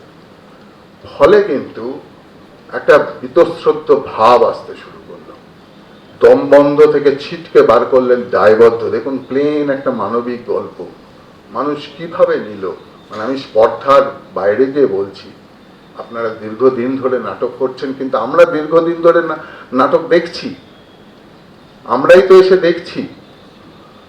ফলে যে জায়গাটা দরকার ছিল, অর্থাৎ আমি ওই যে বললাম যে মেয়েটা হায়নার খোঁজ করছে, অর্থাৎ মানুষের কাছে এই বেড়া ভাঙার একটা যে সংস্কৃতি, যে সংস্কৃতির মূল উৎস হলো আমাদের মূল যে লোকনাট্য, মূল যে সংস্কৃতিটা আমাদের পড়ে আছে চারিপাশে, তার সঙ্গে যোগাযোগ করা। এবং প্রসঙ্গত আপনারা অনেকেই বয়স্ক আছেন, জানেন নাট্য একাডেমির একটা পত্রিকা বার এখনো করে, সেই সময় যে পত্রিকাগুলো বার করতো খুবই ঋদ্ধ পত্রিকা। নাট্য একাডেমি পত্রিকার মানে আমরা যেহেতু দর্শক, আমরা কখনো কখনো এসবগুলো তো পড়তাম। তা নাট্য একাডেমির, আপনাদের যখন অধৈর্য লাগবে না হাত তুলবেন, আমি থেমে যাব, আমি ঠিক কনক্লুড করে দেবো, মানে ওই নাটকের এডিটিং এর মতো। তা নাট্য একাডেমির পত্রিকার 2 নম্বর সংখ্যায় খুব সম্ভবত এবং 9 নম্বর পাতায় প্রথম প্রবন্ধটাই লিখেছিলেন হীরেন ভট্টাচার্য। আপনাদের কারোর যদি সংগ্রহে থাকে একবার পড়বেন, আজকের দিনে পড়াটা খুব জরুরি। তিনি প্রথম এই আলোকপাতটা করেছিলেন যে নাটকের সঙ্গে, গণনাট্যের সঙ্গে এই বাংলার লোকসংস্কৃতির একটা সংযোগ স্থাপন করাটা খুব জরুরি, না হলে এটা শুধুমাত্র একটা শহুরে থিয়েটার হয়ে যাচ্ছে। আজকে আমার বলতে কোনো বাধা নেই, কারণ আমি তো কোনো রিংয়ের মধ্যে নেই। আজকে যে নাটক নবান্ন আমি বিনি পয়সায় দেখেছি, দেখে উদ্বেল হয়েছি, আবার যেখানে হয়েছে দৌড়ে গেছি দেখতে, সেই নাটকটা আজকে কলকাতায় হচ্ছে এবং সেটা যদি আমি আমার চন্দননগরের লোকেদের দেখাবার জন্য নিয়ে যাই, আমার নাটকের বায়নানামা দিতে হবে 1.5 লাখ টাকার কাছাকাছি। তাহলে কোন দর্শকদের আমি আনবো যে 1000 টাকার টিকিট কাটতে পারবে, যে 500 টাকার টিকিট কাটতে পারবে? আমার পার্সপেক্টিভটা অনেকটা ওই হায়নার মতো হয়ে যাচ্ছে। আমি বলতে চাইছি এইটাই, অর্থাৎ হীরেন ভট্টাচার্য যেটা লিখছেন, বলছেন যে আমাদের যে সংস্কৃতিটা পড়ে আছে, এখনো পড়ে আছে, প্রচুর সম্পদ পড়ে আছে, না হলে পঞ্চানন কর্মকারকে নিয়ে নাটক হলো কেন এবং এত মানুষ দেখছে কেন? আমি বহু মানুষ 2-3 বার দেখেছে। আমি অভিজিৎ বাবু দের ফোন করে জিজ্ঞেস করেছি যে ওনাদের ফোন নাম্বারটা দিন, আমি শুধু একটা প্রশ্ন করব, কেন দেখছেন বারবার? তা অনেকে আমাকে উত্তর দিয়েছে, একটা তৃপ্তি পাচ্ছি। আসলে এই ধ্বস্ত সময়, এই যে বিধ্বস্ত অবস্থা প্রতিটি মানুষ, একটা অনিশ্চয়তা, ভয়, তার মধ্যে একটা কোনো বার্তা পৌঁছচ্ছে, যেটা আমি বলতে চাইছিলাম যে নিরাময়। সেই সঙ্গীত আসে যা আমাকে তৃপ্তি দেয়, অর্থাৎ বিশ্বাস যোগায় যে হ্যাঁ, বেঁচে থাকা যায়। তা এই জায়গাটা শুধু লড়াইয়ের কথা বলে আমার মনে হয় যে কোথাও বেড়া বাঁধা হয়ে যাচ্ছে। তা পঞ্চানন কর্মকার যখন আমি বিভিন্ন মানুষকে, এরকম আনসাং হিরোজ যারা রয়েছে তাদেরকে খোঁজ করি, বিভিন্ন গ্রামেগঞ্জে লোকসংস্কৃতি কি কি কি ইতিহাস আমাদের মধ্যে পড়ে আছে, প্রিমোগল পিরিয়ডে যে সমৃদ্ধশালী বাংলাটা ছিল আমরা শহরে থেকে বুঝতেই পারি না, আমরা জানি না যে প্রথম আইনের বইটি লিখেছিলেন একজন বাঁশবেড়িয়ার একজন মানুষ, যেটা উইলিয়াম জোন্স এখানে নিয়ে এসে সেই সময় 300 টাকা দিত, তাকে অনুবাদ করিয়েছিলেন এবং সেইটাই বিদেশে গিয়ে লয়ের বই হলো হিন্দু সাকসেশন অ্যাক্ট। সেই বই পড়েই ICS হচ্ছেন সবাই বিদেশে গিয়ে। আর আমাদের এখানেই কিন্তু লেখা হয়েছিল জগন্নাথ তর্ক পঞ্চানন। তা এই যে ইতিহাসটা পড়ে আছে, এটার সঙ্গে যদি আমাদের কানেকশনটা না থাকে, তাহলে কোথাও একটা শিকড়ের কানেকশনটা লুজ হয়ে যাচ্ছে। আর শিকড়ের কানেকশনটা যদি না থাকে, তখন যে কোনো রকম দাঁড়িয়ে থাকা সংস্কৃতি ভাসিয়ে দিচ্ছে, আমাদের পায়ের তলার জোরটা থাকছে না, কারণ আমাদের সেই সংস্কৃতির জোরটা কোথায় হারিয়ে গেছে। এবং মজার বিষয় হলো আজকে এই আক্রমণটা সব থেকে বেশি আসবেই, কারণ আমার যে সংস্কৃতি তার সঙ্গে যোগসূত্রটা আমি করতে পারিনি। কারণ সেই সংস্কৃতির নবজাগরণের সময় যে ভাসিয়ে দেওয়া হয়েছিল, তারপরে বহু মানুষ চেষ্টা করেছেন, বহু মানুষ লড়াই করেছেন।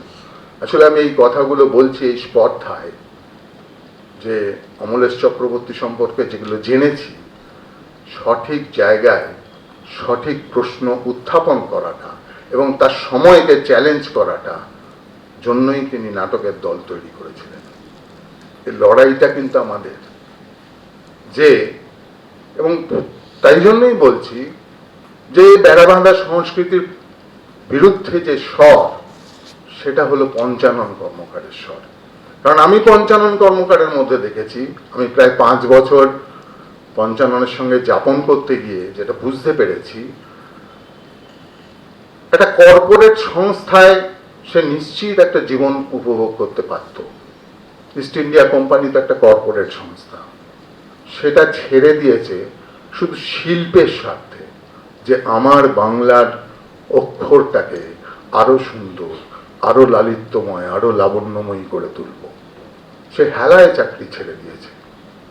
সে দেবাশিস আসলে উপন্যাসটা পড়েছিল, পড়ে একদিন ভোরবেলা ফোন, আমি দেবাশিস বলছি, আমি কাল সারা রাত্রির উপন্যাসটা পড়েছি, আমি এটা নিয়ে নাটক করব। আমি বললাম এটা নিয়ে নাটক হয় না, কারণ এর টেক্সট সম্পূর্ণ আলাদা, কারণ এখানে অনেক তথ্য আছে, অনেক কিছু আছে, সেটা নিয়ে নাটক কি করে হবে।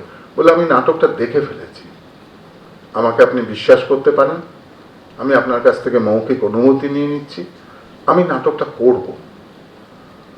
তারপর দীর্ঘ কথাবার্তা হয়, দীর্ঘক্ষণ। দেবাশিস খুব মানে অ্যাভিড রিডার, সেটা আমি তখন বুঝেছি।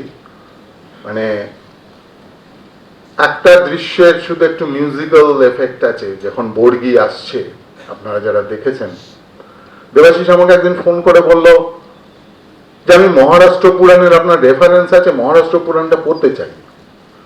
তা বললাম আমি মহারাষ্ট্র পুরাণটা তো একটা চৌর্যবৃত্তি করে জোগাড় করেছি, এটা তো ওই রকম করে দেওয়া যাবে না। বলতে অসুবিধে নেই, কারণ মহারাষ্ট্র পুরাণটা পাওয়া যায় না, আমাকে চুরি করতেই হয়েছে বিশেষ একটি লাইব্রেরি থেকে, এবং আমি তোমাকে দিতে পারি পিডিএফ ভার্সন করে, কিন্তু তুমি কাউকে দিও না বা কাউকে বলো না। বলো না না, আপনি আমাকে নিশ্চিন্তে পাঠান। তা বললো যে আমি ওই জায়গাটা ঠিক আপনি উল্লেখ করেছেন, আমি জায়গাটাতে পৌঁছতে পারছি না। তা আমি রাত্রি 10টা সাড়ে 10টা নাগাদ পাঠিয়েছিলাম। পরের দিন ভোরবেলা আবার ফোন, ওই 7:30 8টার সময় লেখালেখি করে। তা সে সময় ফোন, তা বললো যে এই জায়গাটা তুমি পড়ে ফেলেছো? বললো হ্যাঁ, কাল সারা রাত্রি পড়ে ফেলেছি। তা ওর সৃষ্টি এটা। আমি বলেছিলাম যে আমি কিন্তু কোনো স্ক্রিপ্ট দেখতে চাই না, কারণ এটা তো ডিকনস্ট্রাক্ট হচ্ছে। আমার যে ন্যারেটিভ সেটা সম্পূর্ণ ডিফারেন্ট ন্যারেটিভ, আর একটা নাটকের ন্যারেটিভ ডিফারেন্ট ফিল্ড। সুতরাং আমার ন্যারেটিভের প্রতি আমার একটা অপত্য স্নেহ থাকবে, দুর্বলতা থাকবে। আমি ইম্পোজ করার চেষ্টা করব, এটা হচ্ছে না, ওটা হচ্ছে না, কিন্তু সেখানে স্বাধীনতাটা হ্যাম্পার্ড হবে। ওটা তোমার কাজ, তুমি করবে, তোমার স্বাধীনতা, তুমি তোমার মতো করে যেমন করে বুঝবে তেমন করেই করবে। তা প্রচুর কথা হয়েছে এবং আলটিমেটলি অসম্ভব পরিশ্রম সবাই করেছেন। এখানে অরূপবাবু, তপতিদিদের দেখে আমি নিজেই বিস্মিত হয়ে যাই যে ওই তরুণ ছেলে মেয়েদের সঙ্গে দিনের পর দিন কিভাবে পরিশ্রম করেছেন। আমি কৃতজ্ঞ তাদের কাছে। যে পঞ্চানন আমি যেটা চেয়েছিলাম, আমার লেখার উদ্দেশ্যটা এটাই ছিল, রাজনীতিটা আমার এটাই, লেখার পেছনে তো একটা রাজনীতি থাকেই, সেটা হলো এই মানুষগুলো আলোচিত হোক, এইটাই একমাত্র পলিটিক্স। নানা ভুল ত্রুটি থাকতে পারে, এই মানুষগুলো আলোচিত হোক, কেউ গবেষণা করুক, কেউ, কারণ কি এই যে মানুষগুলো হারিয়ে গেছে, আমরা কথায় কথায় বলি বিস্মৃত বাঙালি, বিস্মৃত বাঙালি, আসলে বিস্মৃত বলে কিছু হয় না। আমরা যা ভুলতে চাই তাই ভুলি, যা ভুলতে চাই না তা আমরা ভুলি না। আমরা ভুলতে চেয়েছি এমন একটা শিক্ষাই আমাদের কিন্তু দিয়েছে। আমরা শুধু ইতিহাস বলতে বুঝেছি ব্রিটিশরা যেটা লিখে গেছে, কিন্তু সারা বাংলায় যে ইতিহাস লিখে গেছে, মহিম রঞ্জন চক্রবর্তী বলে একজন রাজা, সে যে বাংলার ইতিহাস লিখেছে তা আমরা কিন্তু জানি না। আমরা ব্রিটিশদের তৈরি ইংরেজিতে বাংলার ইতিহাস পড়ি। মজার ব্যাপার এটাই, এই সংযোগটা যদি না থাকে, আমার মনে হয় যে এই পঞ্চানন কর্মকারের মতো বহু মানুষ আছে বা বহু সংস্কৃতি আছে যা বাংলায় লুপ্ত হয়ে যাচ্ছে, যা বাংলা শেষ হয়ে যাচ্ছে। সেটাই কিন্তু আমাদের মূল সংস্কৃতি, যেটাকে পাল্টে দিয়েছিল একবার আর্যরা এসে, বিভিন্ন ধর্ম বিভিন্ন কাল এসে পাল্টে দিয়েছে, কিন্তু আজও তারা বহমান, তারা এগিয়ে নিয়ে চলেছে। তাদের যে কালেকটিভিটি, তাদের যে একত্রিত থাকার যে বিভিন্ন ধর্মকে সমন্বয় করে এগিয়ে নিয়ে যাওয়ার যে সংস্কৃতি, সেটা পুজোর মধ্য দিয়ে হোক, শাল পুজোর মধ্য দিয়ে হোক, মাঠের কর্ষণের মধ্য দিয়ে হোক, সমস্ত কিছুর মধ্য দিয়ে হোক, তাদের যে সংগ্রামের ইতিহাস, সংগ্রাম মানে ইতিহাস মানে শুধু তিতুমির নয়, সংগ্রামের ইতিহাস তাদের দৈনন্দিন জীবনের ইতিহাস, তাদের দিনের শেষে তাদের যে উৎসব, তাদের যে পরব, এগুলো আমাদের থিয়েটারে ক্রমশই কমে আসছে। এখনো চেকভ, মানে আমরা দর্শক হিসেবে কেমন বিস্মিত হয়ে যাই, আর কেউ নেই। এখনো সাত, এখনো হ্যামলেট, মানে এখনো ওই রকম ভাবে দেখাতে হবে ইকুয়েশন তৈরি করে যে দেখো বর্তমান অবস্থাটা এরকম। আমাদের যে জায়গাটা ছিল, আমাদের যে জায়গাটা এখনো পর্যন্ত আছে, সেখানে আমরা কবে পৌঁছব? এটাই হলো বেড়াবাঁধা সংস্কৃতির বিরুদ্ধে স্বর পঞ্চানন থেকে আক্ষরিকের সফলতার। আর আমরা অপেক্ষা করব যে আমাদের উঠোনগুলোয় সেই সব ভোর আসুক, তাদের কথাবার্তা আসুক, আঙিনা জুড়ে সেই ভোরের অপেক্ষায় আমরা থাকব। নমস্কার। আসলে আমরা থিয়েটার যেটা বলি সেটা হলো ওই কলোনিয়াল হ্যাংওভার থেকেই থিয়েটার শব্দটা বলি। আর আমি যেটা লক্ষ্য করেছি, মানে আমি তো সাধারণ দর্শক হিসেবে বিভিন্ন জায়গায় নাটক দেখতে গিয়ে যেটা লক্ষ্য করেছি, সেটা হলো মফস্বলে বা গ্রামেগঞ্জে যেগুলো হয় আর কি, সেটা হলো নাটক, মানে একাঙ্ক নাটক প্রতিযোগিতা, একাঙ্ক থিয়েটার প্রতিযোগিতা কোনোদিন হয় না। মানে এটাই আমি লক্ষ্য করেছি। তো সেটা আমি বলেছি যে থিয়েটারের কথাই বলেছি মূলত। এবার জৈন ধর্মের দেখুন মূল যে দর্শনটা, সেটা হচ্ছে কোন রকম কিচ্ছু মারা হবে না, কিচ্ছু মারা যাবে না, ওরা কিচ্ছু মারতে বিশ্বাস। এই দর্শনটাই কিন্তু জৈন ধর্ম নিঃশেষ হয়ে যাওয়ার অন্যতম কারণ হচ্ছে যে যখন কৃষিভিত্তিক আমাদের সমাজ, সেখানে একটা কোপ মাটিতে পড়া মানে অজস্র কীট মারা যাচ্ছে। সেই জন্য শুধুমাত্র ট্রেডাররা, মানে ব্যবসা যারা করে, আপনার কথা মারোয়ারের যে লোক, তারা ছাড়া জৈন অন্যান্য কৃষিভিত্তিক সমাজে যায়নি। হয়তো এইটাই ওটা ওই দর্শন ভেতর থেকে সেটাকে ব্যারাম করে দেয় হতে পারে। আমি ব্যাপারটা বলি আর একটু পরিষ্কার করে বলি। আমি আসলে ওই বৌদ্ধ ধর্ম, জৈন ধর্ম, বৈষ্ণব ধর্ম, যে আমি মূলত তাদের সংস্কৃতিটার যে বিনাশ ঘটলো, তাদের যে সংস্কৃতিটার যে শেষ হতে শুরু করলো, এবং সংস্কৃতিটা শেষ হলে আদর্শটা শেষ হয়ে যায়, দর্শনটা শেষ হয়ে যায়, এই জায়গাটাতে জোর দিতে চেষ্টা করেছি। জৈন ধর্মের মূল যে কারণে সমস্ত ধর্ম, আমি যদি ধর্মটা, সেই সময় তো ধর্ম মানে একটা পলিটিক্যাল দল বলা যায়, কারণ প্রত্যেকের সঙ্গে কনফ্লিক্ট করছে তাদের আদর্শ নিয়ে, তাদের দর্শন নিয়ে, এবং প্রতিটি মন্দির একটা পার্টি অফিসের মতো বলা যায়। আমার বলতে কোনো অসুবিধা নেই, কারণ সেখানে তাদের ক্লাস হয়, সেখানে তাদের ট্রেনিং দেওয়া হয়, সেখানে তাদের গ্রুমিং হয়, সেখানে সমস্ত কিছু ঘটে। তো জৈন ধর্মের যেটা মূল বিষয় ছিল, যদি জৈন ধর্মের পেরিফেরিটা দেখেন, ওরা কিন্তু কখনোই মূল শহরের জায়গায় ঢুকতে পারেনি। কারণ একই সময় ওই ষষ্ঠ শতক এবং পঞ্চম থেকে সপ্তম থেকে পঞ্চম শতকের মধ্যেই এই সমস্ত ধর্মগুলোর বিকাশ ঘটেছিল।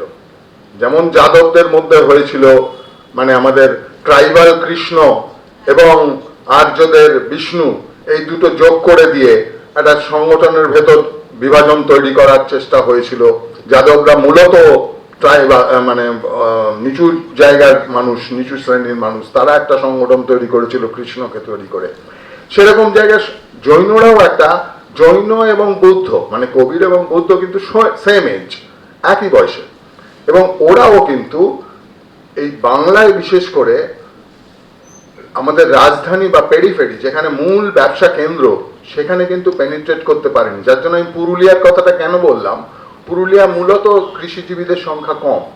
দর্শন যখন একটা গোষ্ঠীর স্বার্থে একটা পার্টিশন হতে থাকে সে বেড়া দিয়ে, তখন তার ব্যবহারটা যেভাবে হতে থাকে, আস্তে আস্তে তার থেকে দর্শনটা উড়ে যেতে পারে। একদম। তার সংস্কৃতি, তার তার দুরন্ত জীবন্ত সাক্ষী আমাদের জেনারেশন। একদম, আমি এটাই বলতে চাইছিলাম যে একদম আপনাদের জেনারেশনটাই এটা একদম সরাসরি বুকে আগুন দিয়ে উপলব্ধি করেছেন যে কিভাবে বেড়া বাঁধা হয় এবং কিভাবে ধীরে ধীরে ধীরে ধীরে সংকুচিত হতে হতে দর্শনটাই হারিয়ে যায়, একটা সময় শুধু আনুষ্ঠানিকতা থেকে যায়।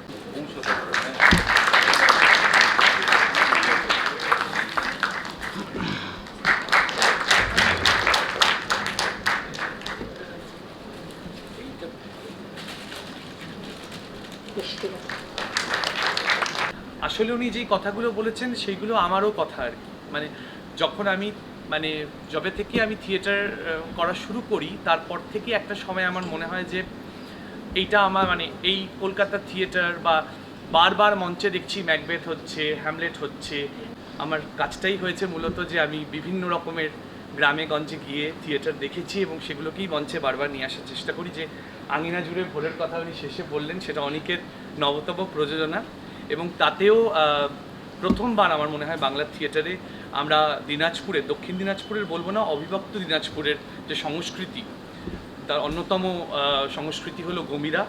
সেই গমিরা নাচ প্রথমবার আমরা মঞ্চে নিয়ে আসছি, এবং শুধু গমিরা নাচ নিয়ে আসছি না, গমিরা নাচ এর হয়তো ব্যবহার হয়েছে বিক্ষিপ্তভাবে নাটকে, প্রথমবার সেই গমিরা শিল্পীদের যাপন এবং তাদের জীবন মঞ্চে উঠে আসছে, শুধু তাদের মুখোশ বা তাদের নৃত্যটি নয়। কেন আমার মনে হয় না যে লোকসংস্কৃতি শুধুমাত্র একটা আর্ট ফর্ম, মানে ছৌ দেখলাম তাহলে হবে না, ওটা ওদের জীবন যাপন। তো ওই যাপনটা আমরা আসলে মঞ্চে নিয়ে আসছি, এবং তার সঙ্গে উঠে আসবে ধোকরার শিল্প, ওখানকার ক্ষণপালা গান। থিয়েটার বলতে ব্রিটিশরা যেটা বলতে যে এই যে এই মঞ্চটা দিস ইজ থিয়েটার, আর তাতে যেগুলো ঘটনা ঘটাচ্ছি আমরা দাঁড়িয়ে, যে গল্পের আঙ্গিকে হোক আর যে কোনোভাবে, সেইটা নাটক, অর্থাৎ স্ক্রিপ্টটা নাটক, আর এইটা হচ্ছে থিয়েটার। বিভিন্ন জেলায় ঘুরে ঘুরে দেখেছি, প্রত্যেকটা জেলায় না একজন বয়স্ক করে মানুষ আছে, সে খুঁটি বাঁধা মানুষের মতো, তারা এই সমস্ত কিছু না বুকে আগলে বসে আছে। মানে আমি মুর্শিদাবাদের প্রত্যন্ত জেলায় একজন মুসলিম ভদ্রলোককে পেয়েছিলাম, তার বাড়িতে গেছিলাম।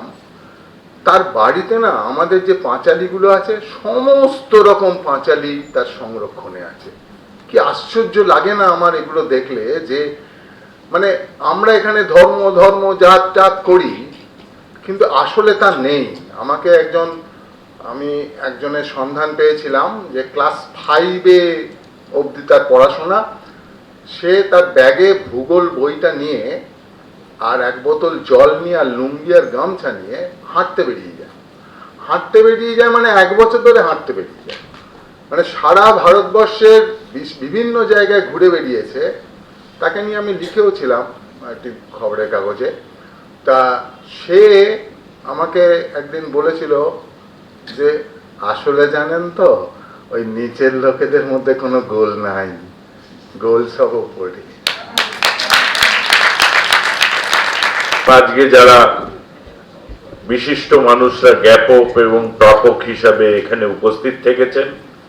সবাইকে ধন্যবাদ জানাই বিভিন্ন নাটকের মানুষদের এখানে উপস্থিত হতে দেখে। যদিও আবহাওয়া খুব দুর্যোগপূর্ণ, যাই হোক তার মধ্যে তারা উপস্থিত থেকেছেন, এই অনুষ্ঠানকে ঋদ্ধ করেছেন।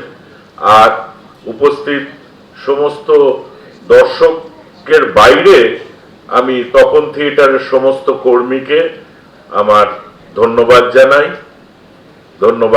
জানাই আপামর যারা এই প্রোগ্রামের সাথে যুক্ত ছিলেন, সবাইকে জানিয়ে আজকের অনুষ্ঠান শেষ করছি। আজকের যে অনুষ্ঠান, আমাদের অনিকের প্রতিষ্ঠাতা অমলেশ চক্রবর্তী, তার স্মৃতিতে আমরা এই অনুষ্ঠানটা তার জন্মদিনে করি। 2রা সেপ্টেম্বর তার জন্মদিন।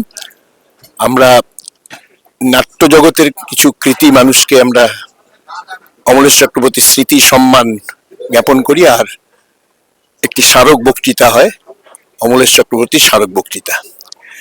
আজকের এই অনুষ্ঠানে আজকে খুব দুর্যোগপূর্ণ আবহাওয়া। আমরা প্রথমে ভেবেছিলাম যে কোনো মানুষ সেরকম ভাবে আসবেনই না, কিন্তু এই অনুষ্ঠানটার একটা আকর্ষণ আছে সাধারণ নাট্যমোদী মানুষের কাছে। সেই জন্য দেখেছি এই দুর্যোগ উপেক্ষা করেও আস্তে আস্তে, দুর্যোগ ছিল, চারিদিকে জ্যাম ছিল, উপেক্ষা করেও আস্তে আস্তে বেশ কিছু মানুষ এখানে আজকে উপস্থিত হয়েছিলেন। আজকে আমরা সম্মান জানালাম শ্রী অসিত বসুকে, শ্রীমতী সুরঞ্জনা দাশগুপ্তকে, শ্রী তুষার ভট্টাচার্য এবং শ্রী অনুপ ধরকে। সম্বর্ধনা জানালেন অসিত বসুকে, সম্বর্ধনা আমাদের তরফ থেকে দিলেন শ্রী চন্দন সেন। তুষার ভট্টাচার্যকে দিলেন আমাদের তরফ থেকে সম্মান তুলে দিলেন শ্রী মলয় ঘোষ।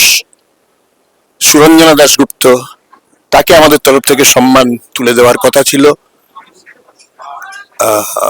সুমন সেনগুপ্তর, কিন্তু তিনি আসতে রাস্তায় জ্যামে আটকে গেছিলেন। তিনি কেরল থেকে এসেছেন, এয়ারপোর্ট থেকে সোজা এখানে এসেছেন, কিন্তু রাস্তায় জ্যামে আটকে যাওয়ার জন্য সময় মতো উপস্থিত থাকতে পারেননি।